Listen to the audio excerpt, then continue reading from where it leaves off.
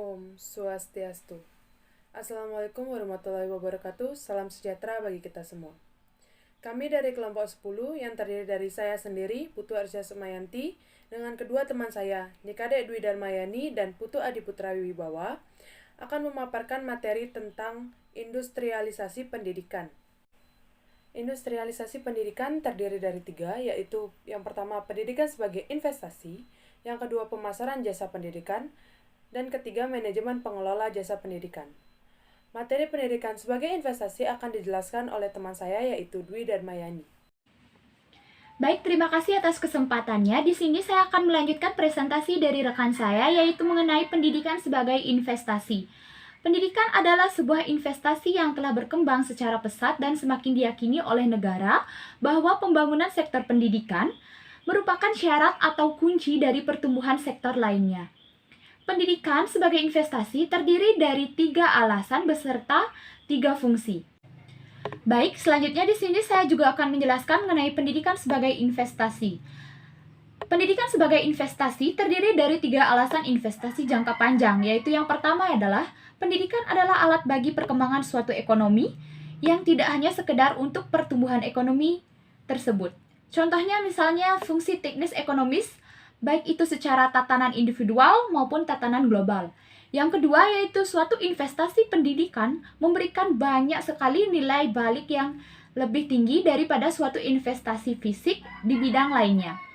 Nilai balik pendidikan bisa dilihat dari total biaya yang dikeluarkan, serta total yang akan didapat ketika seseorang lulus dari sekolah itu dan akhirnya bekerja. Yang ketiga yaitu investasi bidang pendidikan memiliki banyak fungsi baik itu kemanusiaan, sosial budaya, politis, beserta lainnya. Selanjutnya, baik di sini saya juga akan menyampaikan mengenai fungsi non-ekonomis pendidikan. Fungsi non-ekonomis pendidikan terdiri dari 3 fungsi, yaitu yang pertama yaitu fungsi soal kemanusiaan, yaitu kontribusi pendidikan terhadap perkembangan manusia dengan hubungan sosial pada tingkatan yang berbeda. Contohnya misalnya pada tingkatan individual, pendidik yang membantu siswa untuk mengembangkan fisiknya secara psikologis. Yang kedua yaitu politis. Hal ini merujuk pada sumbangan pendidikan terhadap perkembangan manusia dengan hubungan sosial. Yang ketiga yaitu budaya. Budaya merujuk pada sumbangan yang dialihkan sebagai perkembangan budaya pada tingkatan sosial yang berbeda. Contohnya misalnya membantu siswa mengembangkan kreativitas diri. Sebagai pendidik, dengan membantu mengembangkan kreativitas diri, seorang pendidik akan mampu mengenali karakteristik dari siswa tersebut. Baik, selanjutnya yaitu pemasaran jasa pendidikan. Pemasaran jasa pendidikan adalah suatu kegiatan atau proses sosial yang dilakukan secara manajerial, baik dilakukan oleh individu atau secara kelompok untuk menghasilkan sesuatu yang dibutuhkan.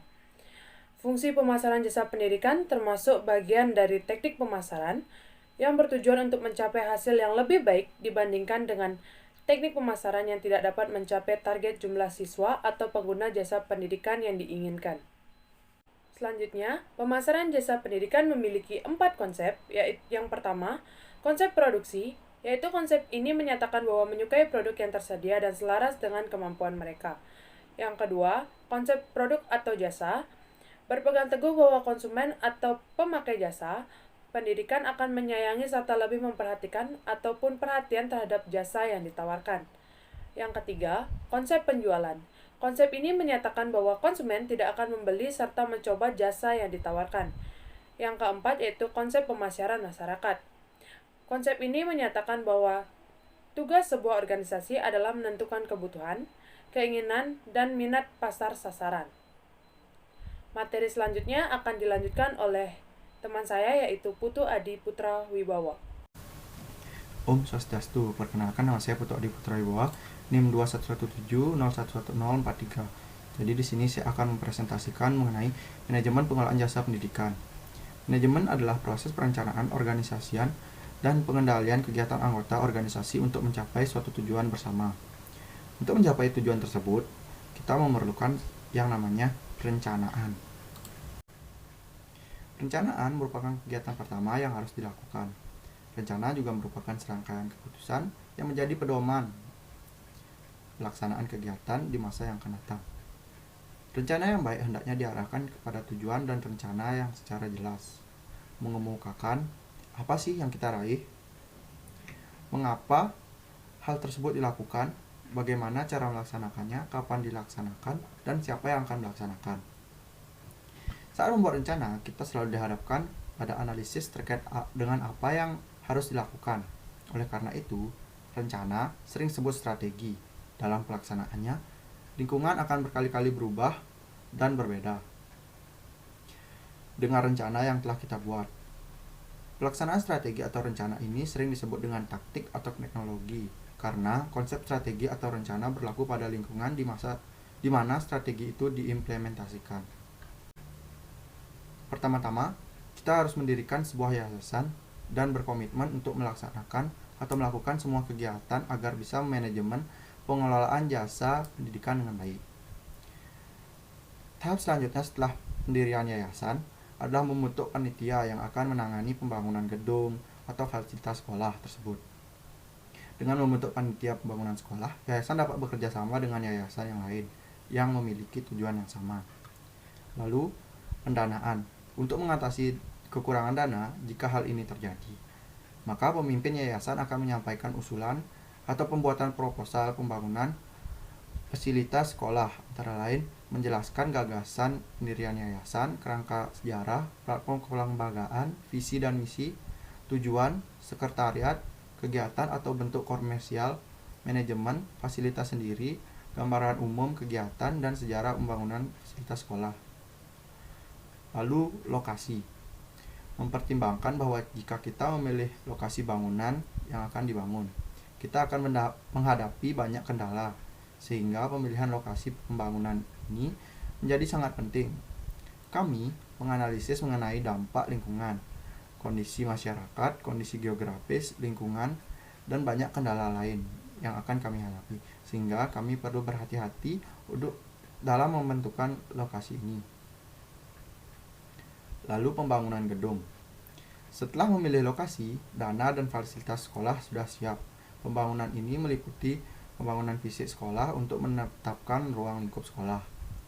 Setelah itu, pemantapan. Sebelum sekolah menerima siswa baru, yang paling penting adalah melakukan pemantauan di tempat dan memverifikasi situasi sekolah.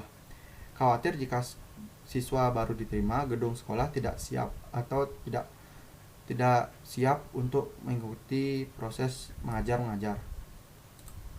Lalu selanjutnya perorganisasian atau organizing. Dalam suatu organisasi, setiap anggota atau karyawan harus memahami peran dan perannya dalam kerjasama. Kita harus mengetahui tingkat kemampuan untuk memiliki pengetahuan, keterampilan, dan jabatan apa yang dipegang dalam organisasi. Organisasi ini dalam proses manajemen berupa pengawasan dan penugasan. Hal ini disebabkan pembagian kerja secara vertikal maupun horizontal. Tapi, semua itu tidak terlepas dari prosedur, proses dan tujuan yang hendak dicapai dalam rangka kerjasama. Pembagian tugas dan pekerjaan merupakan dasar dari organisasi, sesuai dengan struktur yang telah ditetapkan, yang nantinya setiap staf memelihara hubungan baik antara fungsi, faktor-faktor fisik, dan tenaga yang ada. Sekian, terima kasih. Baik, selanjutnya adalah pengawasan. Pengawasan merupakan kegiatan utama manajemen agar semua pekerjaan dapat dilaksanakan sesuai dengan rencana dan aturan yang telah dijelaskan. Untuk memudahkan pengawasan kinerja organisasi sekolah, maka perlu adanya penyampaian laporan dari pihak sekolah, yayasan sebagai pengawas. Laporan yang disampaikan mulai dari segala isi yang berkaitan dengan kegiatan pengajaran sampai dengan pengelolaan. Sebelumnya terima kasih atas kesempatannya. Di sini saya akan melanjutkan presentasi dari rekan saya, yaitu mengenai pemaparan materi evaluasi. Jadi yang kita tahu, evaluasi itu memiliki tujuan. Jadi tujuan evaluasi itu adalah untuk mengetahui sejauh mana tujuan itu ditetapkan dan tujuan itu dapat tercapai. Jadi kegiatan evaluasi ini meliputi 3 jenis atau 3 macam, yaitu yang pertama yaitu untuk mempelajari perkembangan usaha, yang kedua yaitu mengadakan pengukuran keberhasilan, dan yang terakhir adalah mengukur berbagai upaya. Jadi yang pertama itu mempelajari perkembangan usaha. Mempelajari perkembangan usaha atau kegiatan secara terus-menerus dengan sebuah cara pemantauan sehingga hal ini dapat diketahui dengan segera dan salah satu atau segala sesuatu faktor pendukung yang ada di dalam hal itu dapat dipelajari dan berjalan sebagaimana mestinya. Yang kedua yaitu mengadakan pengukuran. Mengadakan pengukuran keberhasilan, hal ini berkaitan dengan keberhasilan sesuatu kegiatan dan sesuai dengan prosedur yang telah dijalankan. Yang ketiga yaitu mengukur berbagai upaya untuk mengatasi sebuah kendala yang timbul dalam kegiatan itu. Kendala ini akan membuat kegiatan tidak lancar dan makanya diperlukanlah untuk mengukur berbagai upaya agar kegiatan menjadi lancar. Sekian presentasi dari saya, akan dilanjutkan oleh rekan saya.